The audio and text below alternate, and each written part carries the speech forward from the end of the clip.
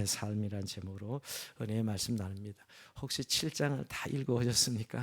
읽어오신 분들 아마 민수기에서 제일 긴 장이에요. 89절까지 있으니까 얼마나 깁니까? 아마 이거 읽는 데만도 제가 알기에는 한 7, 8분이 소요되는 걸로 알고 있는데요.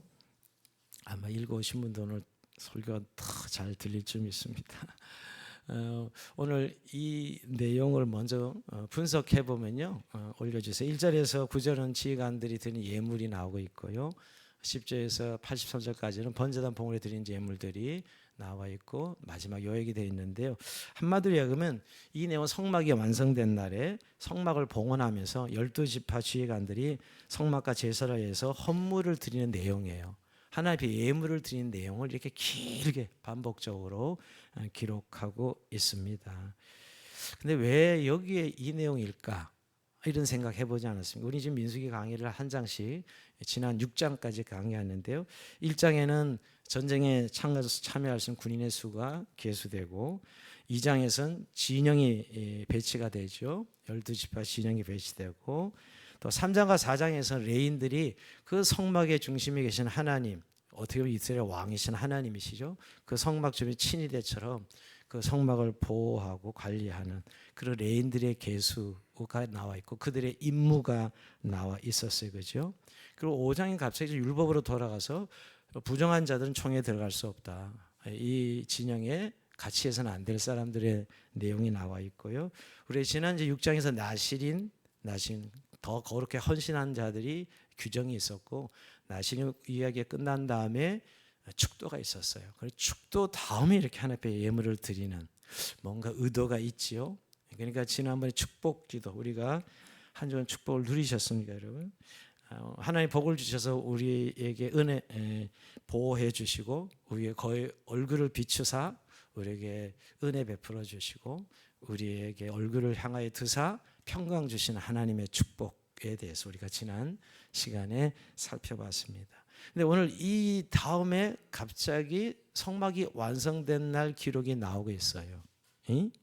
사실은 역사순에서 다시 뒤로 빠꾸하는 뒤로 돌아가는, 시간적으로 보면 연대순이 아니죠. 자, 1절이 이제 우선 이 내용이 언제 있는가를 알 수 있는데요. 1절 볼까요? 모세가 장막소를 끝내고 그것에 기름을 발라 거룩히 구별하고 그 모든 기구와 제단과 그 모든 기물에 기름을 발라 거룩히 구별한 날에, 이 날이 언제죠?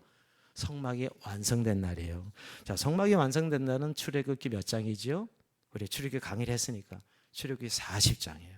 출애굽기 40장이 성막이 완성된 날이죠. 그러니까 이 내용은 사실 출애굽기 40장으로 돌아가야 되는 것이죠. 연된 수로로 말하면. 그래서 40장 33절에 보면 여러분, 그는 성막과 제단 주위들의 포장을 치고 뜰문에 휘장을 다니라 모세가 같이 역사를 마치니 그랬죠. 여러분, 우리가 조금 출애굽기 이어서 민수기 강의를 하니까 좀 배경을 알아야 사실 성경을 보면 이해가 되고 또 우리가 적용할 수 있는데, 이스라엘이 출애굽할 때 첫 유월절이 1월 14일이었어, 그죠? 1년 1월 14일. 한 두 달에 거쳐서 3월 14일경에 시내산에 도착하여서 한 10달이 지난 성막을 세운 것은 제2년 1월 1일에 성막을 세우지요. 그때 하나님 임재가 인제랄 산 세키나의 구름이 성막에 덮이고 하나님 영광이 충만한 그런 역사를 우리가 출애굽기 40장에서 마지막 강의할 때 살펴봤고요. 정말 모세가 그 관계에 너무 두려워서 성막에 들어갈 수 없을 만큼 백성들은 너무 놀라운 광경을 목격하지요. 그때 이제부터 제사장 위임 시작됩니다. 이게 이제 레위기서에 나오는데 제사 위임식 1일부터 7일까지 일주일 진행이 되고, 이때 이제 첫 제사가 드려져야 되는데, 여러분, 성막이 완성됐으니까 성막이 만들어지고 제사가 드려져야 되잖아요. 그때 제사를 드려지기 전에 그 성전 제사에 필요한 예물이 드려지는 내용이 오늘 우리가 이건 7장이에요. 그러니까 7장, 8장, 9장은 사실은 출애굽기 40장이 끝나고 들어가야 될 이야기죠. 어떻게 보면 우리가 그 레위기서가 그 이야기를 하고 있거든요. 레위기서가 사실은 민수기의 출애굽기의 성막이 완성된 다음에 제사제도 이야기가 이제 이어서 하는 게 사실 레위기 이야기입니다. 그런데 우리 성경은 민수기 시작될 때 인구 계수부터 하죠. 그러니까 인구조사 명령 전에 일어난 일이라는 거예요. 그러니까 엄밀한 6장에서 8장은 사실은 출애굽기 1장 앞으로 1장 전으로 들어가야 되는 것이 순서로 말하면 그렇습니다. 그러니까 인구 조사가 이루어진 이전 일이에요. 그러니까 연대수로 익숙한 저희들은 사실 왜 이렇게 기록했지라고 생각하기가 쉽습니다. 근데 여러분, 왜 연대선을 기록하지 않고 왜 성막이 완성되고 바로 일어난 일을 이렇게 여기에 왜 기록했을까요? 왜 연대선을 바꿔치기 했을까요? 하나님 말씀이 모세가 하나님께 받아 기록한 모세오경이 얼마나 정확한데 뭔가 그게는 의도가 있지 않겠습니까? 사실 그는 한마디로 하면 주제를 분명하게 하려고 하는 것인데요. 우리가 진영 배치가 끝나고 축도 다음에 이 내용을 집어넣는 것은 이 예물 드림의 의미가 더 분명해지게 하려고, 이 예물 드림의 의미가 더 분명하게 하려고 여기에 넣었던 것입니다. 오늘 제일 먼저 나오는 시간들이 하나님 앞에 어떤 예물을 드리죠? 소 12마리와 수레 6대를 먼저 드려요. 우리가 1절에서 9절까지 내용을 보면. 근데 자, 이것은 누구를 위한 예물이었냐면 레위 자손들이 성막을 운반하고 관리하잖아요. 성막을 관리하는 데 있어서 이 써야 되는 이 소와 수레라는 거예요. 소 2마리의 수레 한 대가 연결되어 있는 거예요. 그래서 12마리가 되고 수레는 6대가 되는데 요 이야기가 왜 이렇게 순서로 되냐면 우리가 잘 아는 대로 3장 4장에서 레인의 역할과 직무가 나왔어요. 레인들이 고핫 자손은 가장 중요한 성물을 어깨에 메고 가야 되는 성물 관리를 해야 되고 그러죠. 그다음에 게르리 자손들은 휘장과 성막 휘장을 관리하는 업무를 맡아서 운반해야 되는 것이 게르손 자손이었고, 무라리 자손은 무거운 그 두께, 말뚝 이런 것들, 허들에 정말 어떻게 보면 제일 무거운 물건들을 운영하고 운반하는 그런 일들을 해야 되었죠. 그러니까 사실 이 일들을 위해서 필요한 소와 수레를 드려지는 거예요. 그러니까 3장 4장에서 그 인물을 이미 알고 예물을 드리니까 이렇게 올 수 있도록 하는 것이죠. 실제 연대수는 그 전에 드려졌는데 이야기 스토리라 상으로는 이 레인들이 그래서 소와 수레가 필요했는데 오늘 이 12지파 지휘관들이 소와 수레를 드려서 이렇게 배분했구나 하는 사실을 알려주는 거죠. 그러니까 흐름들을 훨씬 더 주제를 명확하게 하게 이함입니다. 그래서 여러분, 배분도 굉장히 우리가 잘 아는 대로 이 게르손 자손, 무라리 자손은 무거운 이 물품을 운반해야 되니까 이 6대 수레 중에 이 4대와 소 8마리는 제일 무거운 거를 나누는 무라리 자손에게, 그 다음에 좀 더 무거운 휘장이나 이런 거 좀 덜 무겁잖아요. 그분 사람들에게는 2대의 수레와 소 4마리를 배분합니다. 1절에서 9절까지 내용이 바로 그 내용이에요. 여러분, 어려운 이야기 같지만 제가 이렇게 굳이 오늘 설교 시간에 설명하는 이유는 이 의미가 이들의 예물 드림의 아주 중요한 부분이기 때문에 설명을 하는 것입니다. 자, 그러면 여러분 오늘 1절부터 9절까지 먼저 이 수레 6대, 그 다음에 소 12마리거든요. 드린 내용. 이게 뭐 간단한데 1절 9절까지 길게 이렇게 어떻게 반복적으로 표현하고 있습니다. 12지휘관들은 전쟁의 우두머리들, 나가서 싸울 우두머리들이 이들이고, 이 명단은 1장 5절에 이미 명단이 나왔습니다. 그리고 오늘 그 드려진 예물을 분배할 때 아까 말씀대로 수레 4대와 소 8마리는 무라리 자손에게 배선되고 2대의 수레와 소 4마리는 게르손 자손에게, 그리고 고핫 자손에게는 아무것도 배분하지 않습니다. 국물도 없어요. 주지 않아요. 왜 그랬을까요? 어깨에 메고 가야 되는 사람들이기 때문에. 그러니까 우리가 4장에서 이미 레위 지파의 세 자손이 담당의 직무에 대해서 살펴봤어요. 다시 한번 좀 우리가 익숙하게 하는 의미에서 고핫 자손이 성막의 지성물로 제일 중요한 부분을 맡았고, 게르손 자손이 성막의 휘장과 덮개에 관련된 물품을 맡았고, 무라리는 그의 기둥과 받침, 못 등 무거운 물품들을 맡았지요. 그래서 사실은 오늘 그렇게 배분하게 된 이유가 그들의 그 물품들을 제대로 관리하고 운반할 수 있도록 그렇게 배분한 것이지요. 근데 아무도 불평하지 않았습니다. 어떻게 보면 굉장히 불공평하게 배분한 것 같잖아요. 왜 고핫 자손이 안 줘? 왜 무라리 자손만 제일 많이 주지? 어떻게 보면 이제 하찮은 어떻게 보면 좀 덜 가장 중요하지 않는 것들을 운반하는 18개 제일 많은 것들을 왜 주지? 이런 생각을 했을 것이에요. 자, 여기서 여러분 수레와 소를 드린 지휘관들의 그 드림에 있어서 사려 깊음을 보게 됩니다. 레인들이 어떤 일을 해야 될지 알고 그것을 하나님 앞에 드리는 것이죠. 여러분 우리가 예물 드림에 있어서 그 하나님 일을 하는 데 있어서 필요를 보고 그 필요를 드리는 그런 모습이 오늘 우리가 1절에서 9절까지의 내용입니다.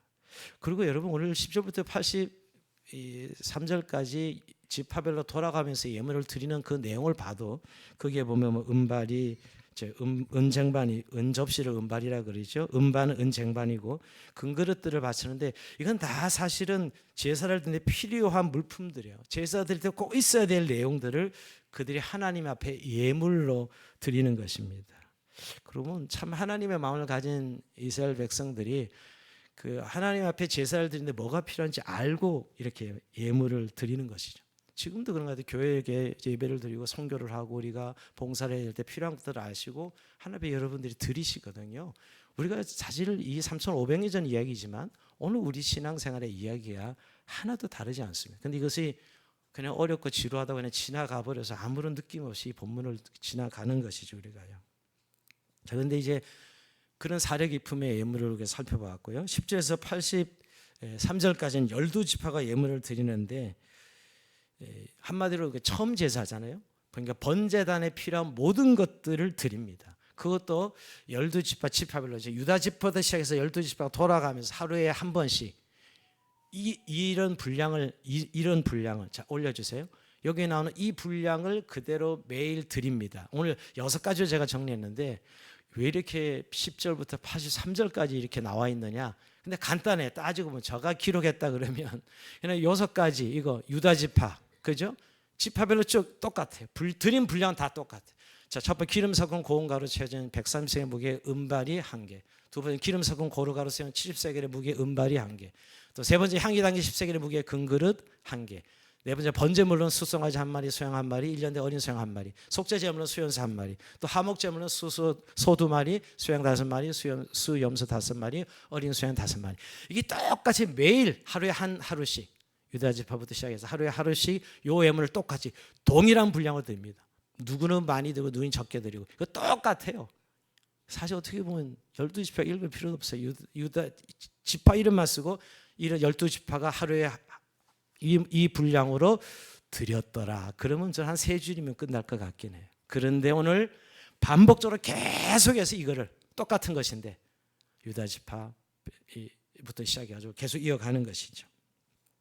그래서 여러분 마지막 84절에서 88절까지는 요거를 12를 곱하면 되는 거예요. 이 합계를 또 이야기해요. 합계를 또 이야기합니다. 그러니까 여기에다 12를 곱하면 돼요. 다. 83절에서 88절까지 여기는 12를 다 곱한 겁니다. 자, 기름 고운 가루 3건 130세겔 무게 은발이 12개 되죠. 그 다음에 기름 섞은 은발이 12개. 그 다음에 금그릇 12개. 번제물은 수송아지 1마리가 12마리가 되고 소양 1마리 12마리, 1년 된 어린 소양 1마리가 12마리가 되고 수염소 1마리니까 또 12마리가 되고요. 한목절 소 2마리는 24마리가 되겠죠. 그럼요. 수양 5마리는 60마리가 되고 여섯 5마리는 60마리, 어린 수양 5마리는 60마리. 제가 이렇게 좀 설명하는 것은 여러분 성경에 이런 내용이 나오면 그냥 지나가거든요. 읽지 않으려고 그래요. 재미가 없으니까. 근데 한번 여러분 그 성경이 왜 이렇게 길게 반복적으로 기록했을까? 저 같으면 이하 동문하고 끝내버릴 텐데 말이에요. 왜 하나님이 이렇게 기록하셨을까요? 뭔가 한번 기록의 이유가 있지 않을까요? 하나님 얼마나 지혜로우신 분이신데 왜 이렇게 기록했을까? 하나님께서 이 예물 하나하나를 너무 중요하게 여기셨고 기쁘게 받으셨다는 걸 보여줍니다.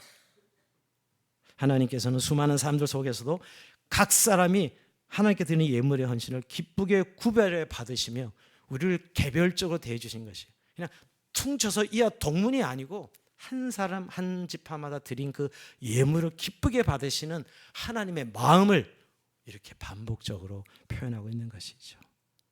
근데 사실 내용적으로는 다 지파의 숫자 모든 것 동일한 예물을 드렸어요. 이 지금 6가지 다 동일합니다. 예를 들면 어떤 지파는 많이 드리고 어떤 지파는 적게 드리고 이랬으면 이렇게 기록을 다 할 필요가 있었잖아요. 우리 생각에는 똑같아요. 근데 다 똑같은데도 다 12지파 다 기록하고 있다는 것이죠. 여러분, 근데 이 의미를 보면 성막이 완성되었을 때 이렇게 기록해도 되는데, 오늘 본문 10절에 보면 제단에 기름을 바르던 날에라고 이렇게, 그러니까 제단에 제사를 드리는, 예물을 드리는, 이 제사에 꼭 제사에 필요한 예물을 드리는 것이 얼마나 중요하고 또 얼마나 소중한 것인가를 말씀하고 있고요. 특별히 하나님께서 강제적으로 명령해서 드리지 않았다는 거예요. 11절 한번 볼까요? 11절, 여호와께서 모세에게 이르시기를 지휘관들은 하루 한 사람씩 제단에 봉헌물을 드릴지리라. 사실은 10절부터 쭉 내용을 보면 지휘관들이 자원해서 예물을 가져왔고 나와서 예물을 드리는 장면이에요. 이것은 어떤 명령이나 강제 없이 지휘관들이 자원하여서 하나님께 가져 나온 예물이라는 거예요. 정말 인색함 없이 풍성한 봉헌물입니다. 그것은 이제 첫 제사를 드려야 되는데 이 놋제단에서 드려지는 모든 봉헌물의 필요들이 다 채워지는 것을 보게 됩니다. 여러분, 참 이들이 지금 살고 있는 데가 광야입니다. 광야는 사실 뭐가 있는 곳이 아니에요. 그런데 하나님 앞에 예배할 때, 제사할 때 필요한 것이라는 걸 알고 이들이 하나님 앞에 모든 예배에 필요한 제물들을 들고 나온 것이지요. 그러고 보면 여러분, 우리가 우리 교회 공동체 지상에 하나님 일을 감당하기 위해서 소외되고 필요한 것들을 정말 우리 성도들이 다 하나님 앞에 예물을 드림으로 이 일들이 지금 더 진행되고 있어요. 물론 그 모든 것들은 하나님께서 은혜로 공급해 주신 것들이죠. 그러면서 오늘 이 내용들이 우리가 길지만 그리고 89절에 딱 결론을, 이제 예물을 드렸을 때 하나님 받으시는 것으로 결론을 내리는 것이 오늘 우리의 이 89절까지의 내용입니다. 저는 오늘 이 주제를 한마디로 얘기하면 드림의 삶이다. 드림이죠. 성막이 완성되는 날 그 한 12지파의 지휘관들이 매일 한 사람씩 풍성한 예물을 가지고 하나님 앞에 나가는 모습을 보면서 백성들은 얼마나 즐거워했을까. 성막이 완성된 것도 큰 기쁨이고 그 성막에 하나님 영광이 가득히 구름이 그 일을 덮는 놀라운 광경을 본 것도 대단한데, 지휘관들이 성막의 왕국을 경축하면서 하루에 한 사람씩 풍성한 예물을 가져 나온 것은 모든 백성의 즐거운 경험이었을 것입니다. 그 감격이지요. 하나님이 우리와 함께 하신다는, 우리를 사랑하시고 우리를 축복하시는 놀라운 은혜이죠. 그래서 여러분, 의도적으로 이제 역사순으로 말하면 출애굽기 40장 뒤에 나오는 이야기지만 오늘 6장 뒤에 나오게 7장에 기록한 것은 지난주 우리 살펴봤는데 축복 기도가 있었거든요. 그러니까 축복 기도 다음에 이 예물 드림이 나오고 있어요. 그러니까 어떻게 보면 역사 순서는 거꾸로인데도 불구하고 이렇게 의도적으로 기록한 이유가 뭘까요? 이유는 명백합니다. 이 예물 드림이 하나님의 은혜에 대한 인간의 반응이라는 거예요. 하나님의 은혜에 대한 반응으로 우리가 하나님 앞에 예물을 드렸습니다라는 것을 강조하기 위함이죠. 하나님이 먼저 우리 은혜를 베푸시는 분이라는 것입니다. 우리는 하나님께 예물을 드림으로 하나님의 호의를 사고 축복을 받는 것이 아니라는 것이에요. 우리는 가끔 예물 드림이 우리가 뭔가 얻어내려고 하는 그런 의도, 성경은 전혀 그렇게 이야기하고 있지 않아요. 하나님께서 언제나 주도권을 가지고 시작하시고 은혜와 복을 주심으로 우리는 그게 반응하는 것이, 이것이 드림입니다. 만약 그렇지 않으면 그 드림이 아니에요. 거래지요. 신앙을 거래라고 생각하는 분들이 있어요. 신앙은 드림이에요. 드림입니다. 축복기도가 있은 후에 은혜에 대한 반응으로 헌물을 드리는 내용으로 오늘 기록되어 있다는 것이, 즉 하나님의 은혜 감사의 족장의 예물을 바치자 하나님의 축복이 따라오는 것이죠. 어떻게 보면 이런 하나님의 축복과 그에 대한 믿음의 반응, 하나님 더 큰 축복의 패턴으로 이렇게 나가는 것이 구약 성경의 기록입니다. 결국은 오늘 이 첫 번째 우리가 드림의 삶의 제일 중요한 요소는 자은하의 기쁨으로 드리는 것입니다. 오늘 여러분, 저는 오늘 이 본문을 좀 보면서 이들이 광야에서 결핍 그 자체였을 텐데도 불구하고 하나님 앞에 이 예물의 필요들을 보고 모두가 동일하게 어느 지파도 빠지지 않고 12지파가 모두 참여하고 모두가 자원하고 있습니다. 축제처럼 드리고 있지요. 왜냐고요? 하나님의 은혜죠. 이들을 하나님이 자기 백성 삼아 주시고 성막에 이제 임재하시겠다고 약속한 성막이 완성되고 오늘 그게 임하시는 하나님의 영광을 보면서 그 은혜에 대한 감격으로 모두가 자원해서 기쁨으로 드렸다는 것이에요. 우리의 예물 드림도 마찬가지입니다. 여러분, 우리가 참 신앙생활 중에 예배 속에 헌금이라는 시간은 하나님 앞에 예물 드림의 시간이죠. 물론 헌금만 드리는 것이 아니에요. 우리의 삶의 모든 시간과 우리의 모든 건강, 우리의 모든 영역에서 사실 드림의 삶인데, 그 중요한 요소가 사실 이 드림을 우리가 하는 이유가 무엇인가 하는 거예요. 하나님의 은혜에 대한 감사의 반응이어야 된다는 사실을 분명히 말씀하고 있어요. 그게 드림이지요. 우리는 늘 이렇게 그냥 의식을 따라 또 형식에 따라 어떤 시간이 정해진 거에 따라 사실 드림이 아니라, 해야 되니까 하는 드림이 아니라 하나님 은혜에 대한 감격이 드림이어야 된다는 것이. 오늘 예물 드린 자세에 대해서 바울은 고린도서 8장 9장에 자세하게 2장에 걸쳐서 말씀하고 있어요. 그때는 연보라고 표현하고 있는데요, 이렇게 표현하고 있습니다. 고린도서 9장 7절, 각각 그 마음에 정한 대로 할 것이요 인색함을 억지로 하지 말지니 하나님 즐겨내는 자를 사랑하시니라. 각 지파의 지휘관들은 은혜에 대한 자원함으로 드렸다는 거 강요된 게 아니었어요. 여기도 오늘 특별히 억지로 하지 마라, 인색함을 하지 말고 정한 대로 준비된 마음으로 하라고 말씀하고 있지요.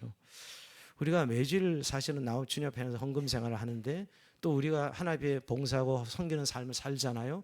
그럴 때 가장 중요한 건 자원해서 드리는 그 하나님 받으시는, 즉 은혜에 대한 반어 드리는 것을 가장 기뻐 받으신다는 것입니다.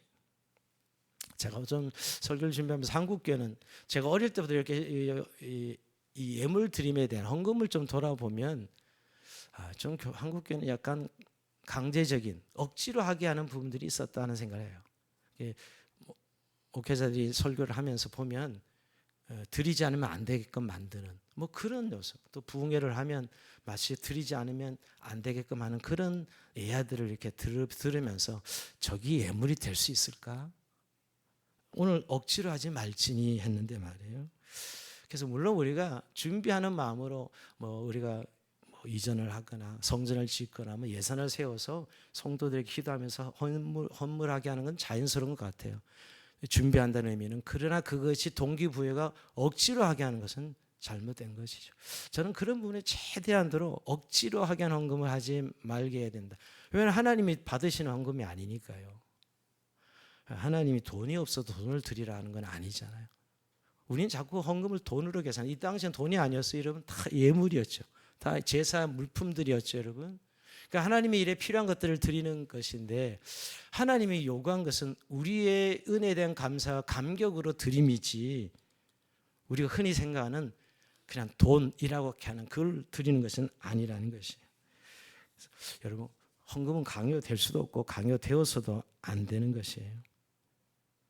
하나님은 억지로 하는 걸 받지 않으십니다. 오늘 인색함도 나오는데, 여기 성경에 보면 인색함은 최선을 드리는 태도죠. 아까운 마음으로 드리는 것을 말합니다.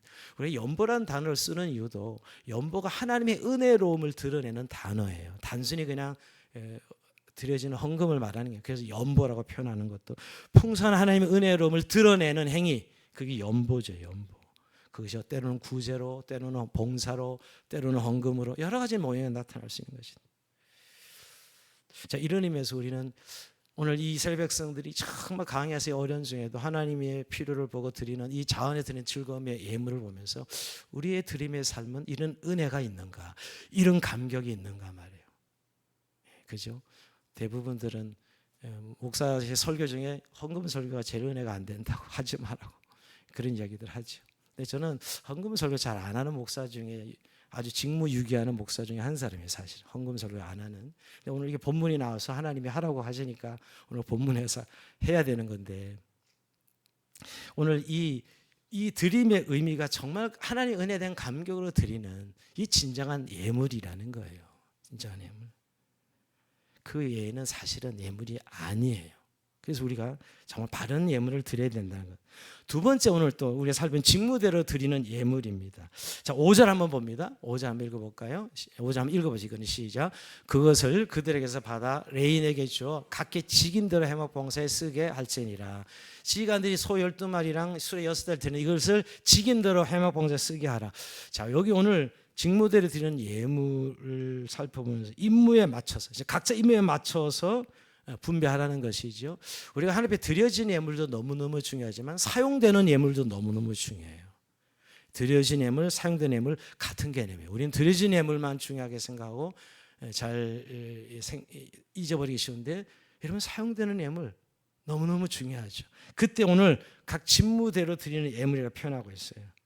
즉 우리는 공평하다는 생각을 다 똑같이 분배하는 것이 공평하다라고 생각하죠. 아까 그대로 고아 자손은 아무것도 주지 않고 게르손 자손에게는 여러분 소 4마리와 수레 2대, 여러분 무라리 자손에게는 소 18마리와 수레 4대를 줘요. 이렇게 나누어요. 이게 공평한 거죠. 하나님의 공이에요. 우리 요새 젊은이들은 n분의 1 좋아합니다. 그죠? 우리 청년들은 전부 n분의 1이에요. 그죠? 이게 공평하다고 생각하는데 하나님의 계산은 그게 공평이 아니에요. 네, 공평이 아닙니다. 오늘 직인대로 직무대로. 아까 고아 자손 어깨에 매서 필요 없기 때문에 주지 않는 것이고요. 무라리 자손은 무거운 걸 날리기 때문에 많이 주는 것이고 게르손 자손은 좀 더 가벼운 것이기 때문에 적게 주는 것이 임무에 따라 나눠줍니다. 우리는 하나님 공평을 얘기할 때 다 똑같아야 돼 이런 생각을 하지요. 그래서 우리 마음에는 다 부자든지 다 가난하든지 이래야지 하면서 하나님의 불공평에 대해서 막 이야기합니다. 그죠? 그 솔로몬에게 아이 데려온 여인들 갖다 그냥 반 자르세요. 그냥 똑같은 거예요. 그래야 공평하다고 생각하는 겁니다. 아니요. 그건 하나님 공평이 아닙니다. 하나님 필요한 바에 따라 나눠주고 직무와 관련돼서 나눠주고. 그래서 우리가 받은 것은 책임이 있다는 것이에요. 우리가 항상 우리의 가진 것들을 다른 사람과 비교하면서 하나님이 공평하지 않다 이런 생각하는 사람이 참 많습니다. 근데 여러분 하나님께 우리에게 많이 주신 것은 그가 할 일이 많기 때문이지 잘나고 훌륭해서가 아닙니다. 우리가 하나님께 받은 것은 은혜이지만 거기에 대한 책임이 있다는 것이죠. 그리고 그 받은 것은 우리의 공로가 아닙니다. 하나님의 선물이죠. 우리가 하나님께로부터 모든 것이 왔어요.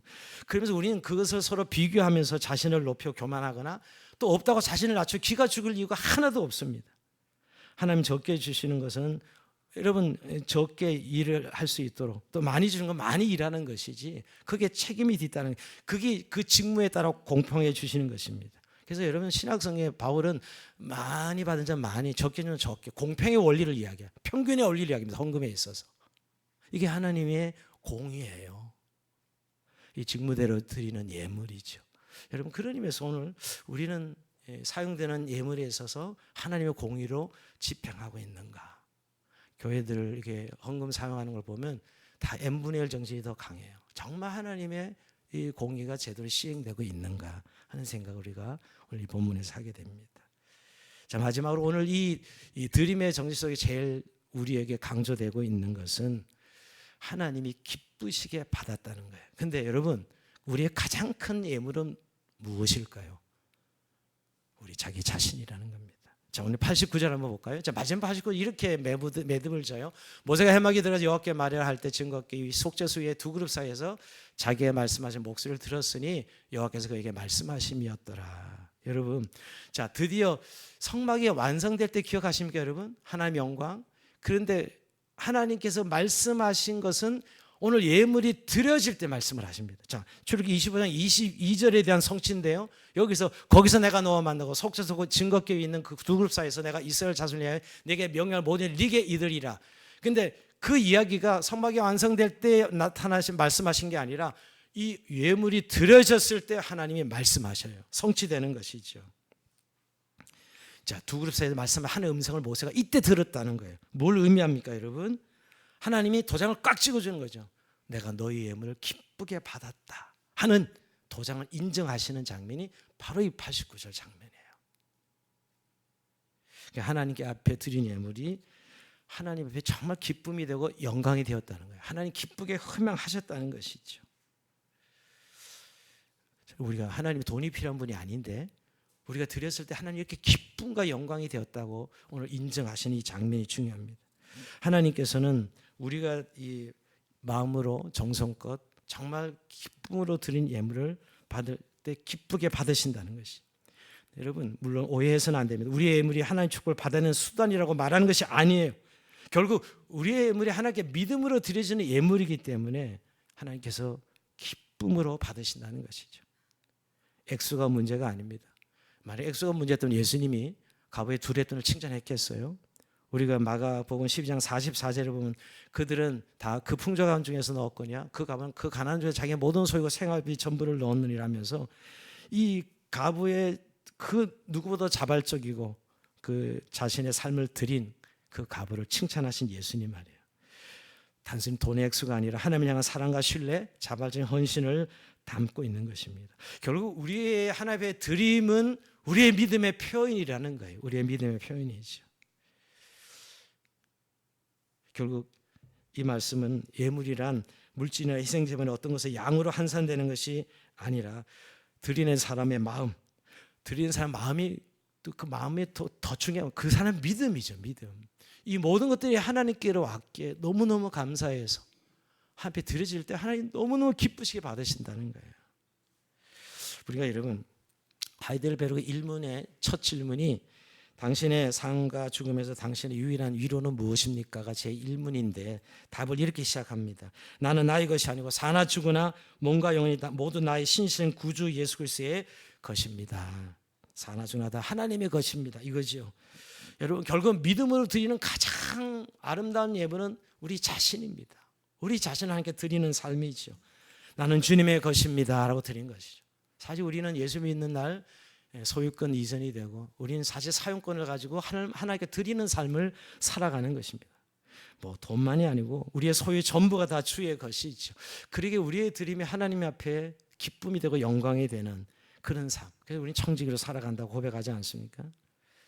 여러분 하나님의 예물을 드림이 우리를 힘들게 하려고 하는 것도 아니고 또 이물질도 하나님이 잘 보여가지고 뭐 더 많이 주식을 기대하고 그것도 역시 예물이 아닙니다.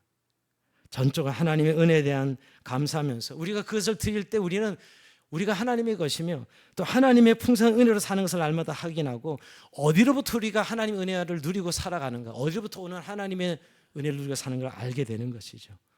그래서 주님께서 오신 그 양으로 생명을 얻고 풍성히 얻게 하려 하심이라 라고 말씀하는 것입니다. 여러분 우리가 예물 드림의 주제를 오늘 이 말씀을 묵상해 보면서 우리는 이 드림의 삶을 정말 살고 있는가? 그 말은 여러분 우리가 정말 그 은혜를 누리고 있는가라 질문을 던지게 돼요. 그러니까 은혜를 누리지 못하고 하는 것은 다 예물이 아니고 강제로 억지로 하는 것이에요. 하나님의 은혜의 누림의 반응으로 하나님께 감사하고 찬송을 드리는 것이죠. 그래서 결국은 표현되는 그는 우리가 헌물 정도가 아니라 우리의 삶, 우리 내 자신을 매일 하나님께 제물로 드려지는 삶이야말로 하나님을 가장 기쁘시게 드리는 삶이고 하나님 부유함에 참여하게 된다는 것입니다. 우리는 항상 어느 한 순간에 뭐 선교사나 전임 사역자나 뭔가 확 드렸습니다.